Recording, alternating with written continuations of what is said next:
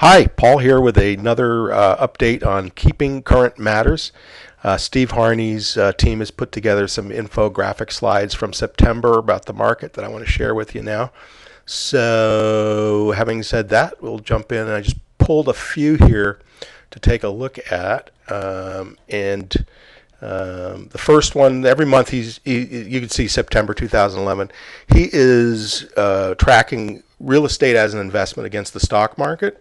It's kind of interesting to look at this and see that someone getting into buying a property back in 2000 is still up 41% versus somebody in NASDAQ with the same money might find themselves suffering a bit of a severe loss.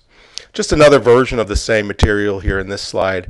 You know, gold is obviously a commodity that is very, well, it's been going crazy lately, so it's showing up at a very high percentage. But you can see here real estate over the stock market is also is still very, very strong.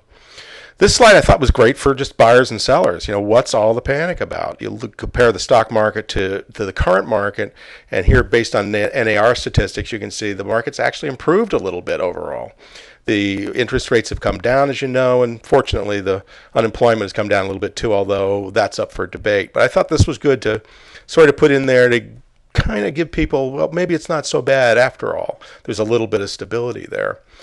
This caught my attention. Sell before the cork pops. Here in Massachusetts and in New York, there's kind of a moratorium on foreclosures. So there's a backlog going on here. That's why we're not seeing much of this stuff. It's not because it's not there or it's not halfway there. It is. How much it'll affect us in the immediate market, I'm not so sure. But this is just graphically puts forward. There's a lot of inventory, and obviously some parts of the country far more serious than what we have here. But this is something we have to stay on top of and track. I don't know where it's going to go.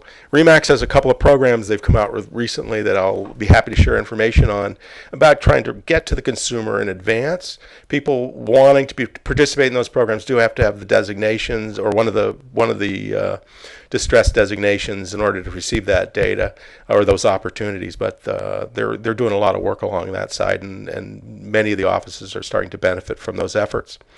Finally, I just wanted to point out one of the things I like about this guy and Steve Harney and what he does is he gives you the source for all the material. So you look at a slide and you want to get this full story, you want to dig into it deeper, it's right there.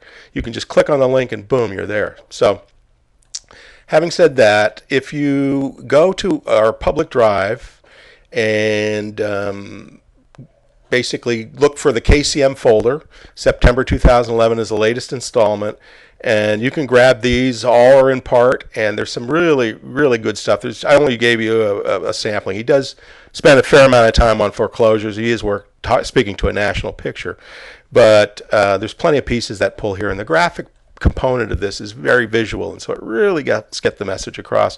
So I urge you to go in there, pull some of that material or all of it, take it with you and use it when you're sitting down with buyers and sellers to sort of give them a better picture of where things are at. And with that, I wish you lots of success, and I'll pull what's next, September, October. I'll do another one of these in October. Till then, take care.